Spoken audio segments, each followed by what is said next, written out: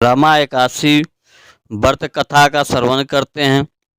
धर्मराज युधिष्ठिर कहने लगे कि हे भगवान, मैंने अश्विनी शुक्ल पक्ष एकादशी अर्थात पाप कुंसा एकादशी का सविस्तार वर्णन सुना। अब आप कृपा करके मुझे कार्तिक माह के कृष्ण पक्ष की एकादशी के विषय में भी बतलाएं। इस एकादशी का क्या नाम है तथा इसके व्रत का क्या विधान है, इसकी विधि क्या है, इसका व्रत करने से किस फल की प्राप्ति होती, कृपया यह सब विधि पूर्वक कहिए। भगवान कृष्ण बोले, कार्तिक माह के कृष्ण पक्ष में दीपावली के 4 दिन पहले आने वाली इन एकादशी को लक्ष्मी जी के नाम पर रमा एकादशी कहा जाता है। इसे पुण्यदायिनी एकादशी के नाम से भी जाना जाता है। इसके प्रभाव से ब्रह्महत्या जैसे महापाप भी दूर हो जाते हैं। यह बड़े बड़े पापों को नाश करने वाली इसका महात्म मैं तुमसे कहता हूँ, ध्यान पूर्वक सुनो। रमा एकादशी व्रत का कथा। हे राजन, प्राचीन काल में मुचुकुंद नाम से एक राजा थे।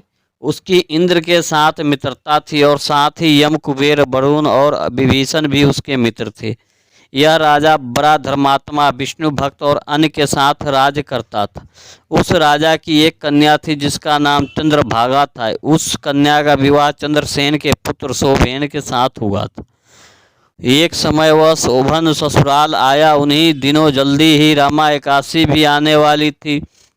जब व्रत का दिन समीप आ गया तो चंद्रभाग के मन में अत्यंत सोच उत्पन्न हुआ कि मेरे पति अत्यंत दुर्बल हैं और मेरे पिता की आज्ञा अति कठोर है। दशमी को राजा को ने ढोल बजाकर सारे राज्य में यह घोषणा करवा दी कि एकादशी को भोजन नहीं करना चाहिए। ढोल की घोषणा सुनते ही शोभन को अत्यंत चिंता हुई और अपनी पत्नी से कहा कि हे प्रिय, अब क्या करना चाहिए? मैं किसी प्रकार भी भूखा नहीं रह सकता, न सहन कर सकता हूँ। ऐसा उपाय बतलाओ कि जिससे मेरा प्राण बच सके, अन्यथा मेरे प्राण अवश्य चले जाएंगे। चंद्रभाग कहने लगे कि हे स्वामी, मेरे पिता के राज्य में एकादशी के दिन कोई भी भोजन नहीं करता। हाथी, घोड़ा, ऊंट, बिल्ली, गऊ आदि भी तृण, अन्न, जल आदि ग्रहण नहीं कर सकते। फिर मनुष्य का तो कहना ही क्या। यदि आप भोजन करना चाहते हैं तो किसी दूसरे स्थान पर चले जाएं, क्योंकि यदि आप यही रहना चाहते हैं तो आपको अवश्य व्रत करना होगा। ऐसा सुनकर शोभन कहने लगा कि हे प्रिय, मैं अवश्य व्रत करूंगा, जो भाग में होगा वह देखा जाएगा। इस प्रकार से विचार कर शोभन ने व्रत रख लिया और भूख से प्यास से अत्यंत पीड़ित होने लगा। जब सूर्य नारायण अगस्त हो गए और रात्रि को जागरण का समय आया, जो वैष्णव को अत्यंत हर्ष देने वाला था परंतु शोभन के लिए अत्यंत दुखदायी हुआ।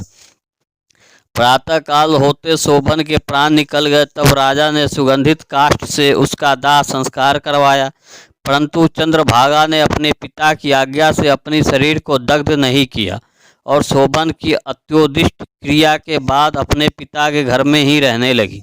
रमा एकादशी के प्रभाव से शोभन को मंदरचाल पर्वत पर धन धान से युक्त तथा शत्रुओं से रहित एक सुंदर देवपुर प्राप्त हुआ।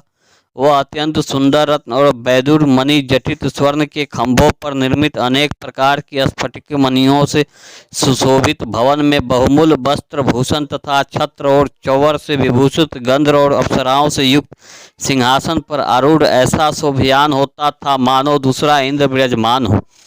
एक समय मुचुकुंद नगर में रहने वाले एक सोम शर्मा नामक ब्राह्मण तीर्थ यात्रा करता हुआ घूमता घूमता उधर जा निकला और उसने शोभन को पहचाना कि यह तो राजा का जमाई शोभन है। उसके निकट गया। शोभन भी उसे पहचान कर अपने आसन से उठकर उसके पास आया और प्रणाम आदि करके कुशल प्रश्न किया।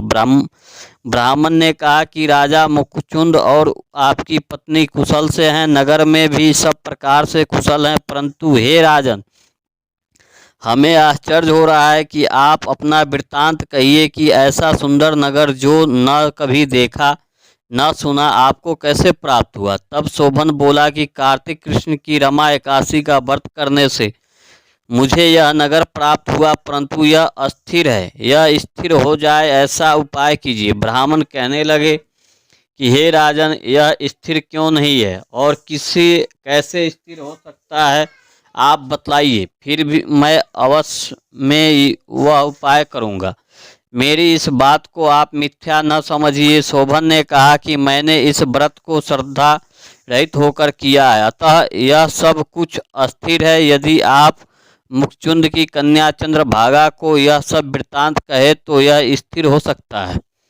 ऐसा सुनकर उस श्रेष्ठ ब्राह्मण ने अपने नगर लौटकर चंद्रभागा से सब वृत्तांत कह सुनाया। ब्राह्मण के वचन सुनकर चंद्रभाग बड़ी प्रसन्नता से ब्राह्मण से कहने लगे कि हे ब्राह्मण, यह सब बात आपने प्रत्यक्ष देखी है या स्वप्न की बात कर रहे हैं?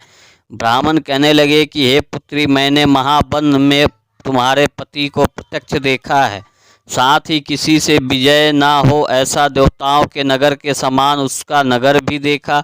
उन्होंने यह भी कहा कि यह स्थिर नहीं है, इस प्रकार वह स्थिर रह सके सो उपाय करना चाहिए। चंद्रभागा कहने लगे, हे विप्र, तुम मुझे वहाँ ले चलो। मुझे पति देव के दर्शन की तीव्र लालसा है। मैं अपने किए हुए पुण्य से उस नगर को स्थिर बना दूंगी। आप ऐसा कार्य कीजिए जिससे उनका हमारा संयोग हो, क्योंकि वियोग को मिला देना महान पुण्य है। सोम शर्मा यह बात सुनकर चंद्रभागा को लेकर मंडलाचार पर्वत के समीप वामदेव ऋषि के आश्रम पर गया। वामदेव जी ने सारी बात सुनकर वेद मंत्रों के उच्चारण से चंद्रभाग का अभिषेक कर दिया। तब ऋषि के मंत्र के प्रभाव और एकादशी के व्रत से चंद्रभागा का शरीर दिव्य हो गया और वह दिव्य गति को प्राप्त हुई। इसके बाद बड़ी प्रसन्नता के साथ अपने पति के निकट गई। अपने प्रिय पत्नी को आते देखकर शोभन अति प्रसन्न हुआ और उसे बुलाकर अपनी बाएं तरफ बिठा लिया। चंद्रभागा कहने लगी, हे प्राणनाथ, आप मेरे पुण्य को ग्रहण कीजिए। आपने पिता के घर जब मैं 8 वर्ष की थी तब से विधि पूर्वक एकादशी के व्रत को श्रद्धा पूर्वक करती आ रही हूँ। इस पुण्य के प्रताप से आपका यह नगर स्थिर हो जाएगा तथा समस्त कर्मों से युक्त होकर प्रलय के अंत तक रहेगा। इस प्रकार चंद्रभागा ने दिव्य आभूषण और वस्त्रों से सुशोभित होकर अपने पति के साथ आनंद पूर्वक रहने लगी। हे राजन, यह मैंने रमा एकादशी का महात्म कहा। जो मनुष्य इस व्रत को करते हैं उनके ब्रह्म हत्या समस्त पाप नष्ट हो जाते हैं। कृष्ण पक्ष और शुक्ल पक्ष दोनों की एकादशी समान है, इनमें कोई भेदभाव नहीं है, दोनों समान फल देती है। जो मनुष्य इस महात्म को पढ़ते अथवा सुनते हैं वे समस्त पापों से छूटकर विष्णु लोक को प्राप्त होते हैं। प्रेम से बोले विष्णु भगवान की जय।